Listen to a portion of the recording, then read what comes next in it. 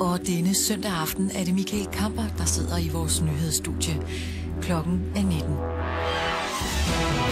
Ja, og vi kan fortælle, at den kraftige strøm af mennesker ind i Danmark ikke er ny. Det er bare først i de seneste 2 uger, at vi er blevet opmærksomme på det.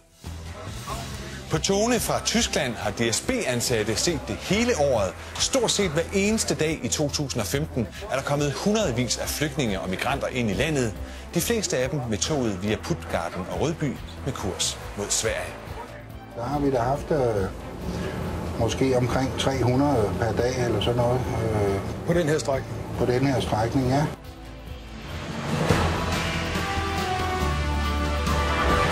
God aften. Her er nyhederne på denne søndag, hvor det er præcist 2 uger siden, at vi så de her billeder. Udlændinge, der flygter fra stationen i Rødby, fordi de ikke vil registreres af det danske politi. Og så dagen efter disse historiske billeder, hundredvis af mennesker på vej nordpå på de danske motorveje. Danmark blev ramt af flygtningekaos. Men som vi skal se i denne reportage, så er menneskestrømmen langt fra noget nyt fænomen. Den har været der hele året. Det kan de ikke mindst tale med om i DSB. ICE 39 til København. Togfører Theis Hartvig stiger på i Puttgarden og får sidste nyt fra sin kollega om antallet af flygtninge og migranter ombord. 130 eller sådan noget der. Vi kigger på det. Vi går ind og ser på det, hvad udfordringerne er. Han arbejder fast på DSB's internationale hold, dem der kører på tog fra Hamburg og Berlin til København og Aarhus. Første stop er færgen til Rødby. Alle passagerer skal forlade toget. Så skal vi ud og kigge, og så skal vi have tømt toget her. Mange er nervøse for at blive smidt af toget. Please leave the train and go upstairs. Og sådan har det været det meste af året. Flest på tog over Puttgarden, lidt færre over Flensborg. Der har jo været en del flygtninge på togene også før, altså også inden, før den tid her. Og der har vi da haft måske omkring 300 per dag eller sådan noget. På den her strækning? På den her strækning, ja. Også de andre fortæller om mange måneder med 30-50 illegale per tog med kurs mod Danmark. Det har jo nok stået på i flere måneder. Det er ikke noget, sådan har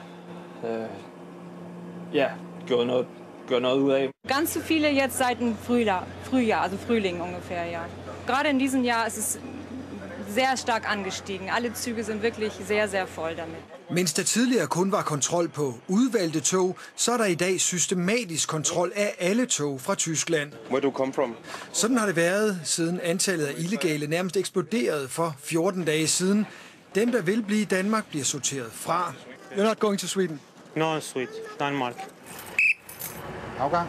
Resten fortsætter med kurs mod København og videre til Sverige. En trafik, der også foregår i biler, men de fleste ser ud til at foretrække tog. Something I will say that give train and go to Malmö, Sweden, I don't know. Then we take train. Når vi har haft kontakt til politiet, så har vi jo kunnet snart fortælle dem, at vi har haft flygtninge med toget, og så er det jo deres opgave at sørge for, hvad der så skal ske. Også DSB's ledelse har flere gange officielt kontaktet politiet. Vi har rettet henvendelse til politiet og fortalt dem om den her udvikling, og at vi ser et stigende antal udlændinge, der ankommer via den dansk-tyske grænse. Men ofte har politiet ikke haft mandskab til at rykke ud og lave kontrol på et helt tog.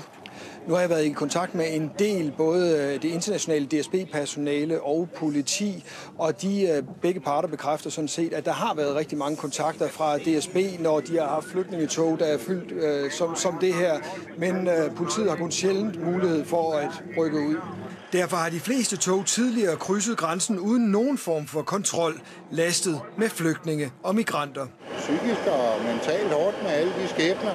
Og en togfører, der har haft travlt med meget andet end at klippe billetter. Så har vi gjort det så godt vi kunne. Vi kunne ikke gøre det bedre. Ja, god aften, justitsminister Søren Pind, øverste ansvarlige for lov og ret her i landet. Det vi hører her, det er jo, at der hver dag hele året er kommet hundredvis af udlændinge illegalt gennem landet. DSB har vidst det i mange måneder. Hvor længe har du vidst det? Jeg vil jo nødt bebrejde den tidligere regering, hvad den foretog sig, men hvis man studerer asyltallene til Sverige, så må de jo komme et sted fra. Og svenskerne har taget mange flere, end vi har. Og det er klart, langt størstedelen af dem er rejst igennem Danmark. Så det, du svarer her, det er, at det har du godt vidst længe, at der kom folk illegalt gennem landet? Altså, jeg har selvfølgelig været opmærksom på det i forbindelse med den aktion, som blev resultatet for 12 dage siden. Men jeg er i den forstand ikke overrasket over det. De svenske asyltal udspringer jo af et sted. Nu taler om for 12 dage siden. Jeg taler om hele året. Undskyld. Nu taler du om for 12 dage siden. Jeg er bare interesseret i at vide, hvor længe har du som justitsminister, det har du været nogle måneder nu, hvor længe har du vidst, at der hver dag kom hundredvis af folk illegalt ind i Danmark? Jamen, det er jo et godt spørgsmål, om det er illegalt at rejse igennem Schengen-området. Altså, umiddelbart så har dansk politi gjort det, de skulle, og de har prioriteret. Og det, de her mennesker jeg er nødt til igen at anholde det, du siger, Søren Pind. Søren Pind, jeg er nødt til at anholde det, du siger, fordi når der kommer en anmeldelse fra DSB om, at her er der altså et hold folk igennem til politiet, så skal de jo ifølge Schengen-aftalen også reagere på det, når der kommer nogle folk, hvor der er en begrundet mistanke om, at de her de er illegale. Hvor længe har du vidst, at den trafik, den foregik, uden at nogen greb ind? Nej, altså den præmis er simpelthen ikke rigtig, Michael Kamper. Politiet skal prioritere de ressourcer, de har, og rykke ud i det omfang, de finder det nødvendigt. Det er jo ikke sådan, at man inden for Schengen bare kan kontrollere alle tog, etc. Og derfor har politiet gjort det, og så har man intensiveret indsatsen i øvrigt efter den nye regering kom til. Og det er jo også derfor, at vi øger en øget kontrol i grænseområderne. Men at den her trafik er gået igennem Danmark rigtig lang tid i forhold til Sverige, Norge og Finland, hvor de har 70.000 asylansøgninger om året, det kan simpelthen ikke være en overraskelse for nogen. Men for 14 dage siden, der skete der jo så det, som vi alle sammen så, at politiet valgte at gribe ind. Og så var det jo, at det gik op for alle danskere, hvor mange der kommer. Hvorfor var det lige på det tidspunkt, at politiet valgte at gribe ind? Ja, det skal du jo spørge politiledelsen om, men sagens essens var jo den, at man så, at de ydre grænser i Europa var udsat for, man kan bruge mange angreb, men altså for et meget, meget stort pres. Og derfor har hele Europa, EUF, også tyskere og alt muligt andet, ydet en ekstra indsats. Det så man også dansk politi gøre. Og der måtte man jo altså på et tidspunkt vurdere, at de magtmidler, man havde på EU's indre grænser, de var til det, man gjorde dengang. Og havde man gjort endnu mere, ja, så havde vi paradoksalt nok haft mange flere asylansøgere i Danmark. Nu ville de altså til Sverige og til Norge og Finland. Så det, du siger, det var, at når politiet så for alvor greb ind for 14 dage siden, så var det fordi, at presset det var steget. Og så var der nogle få dage i forrige uge, hvor politiet forsøgte at sætte en prop i, og det måtte man så hurtigt opgive igen. Så nu kan jeg godt tænke mig at høre, hvad er din besked som justitsminister til politiet nu? Skal de blive ved med at lade det her sejle? Jeg accepterer simpelthen ikke din præmis. Politiet yder en fantastisk indsats og gør det, de kan, og de gør det inden for de gældende regler i Schengen-området. Det er jo ikke sådan, at når man kigger ud over Europa, så er det her en enestående dansk situation. De gør nøjagtigt det, de skal. Men når den her regering i sit regeringsgrundlag, i øvrigt i modstrid med, hvad Socialdemokratiet sagde før valget, har ønsket en øget ressourcetilførsel for en øget kontrol i grænseområderne, så er det jo blandt andet en af grundene.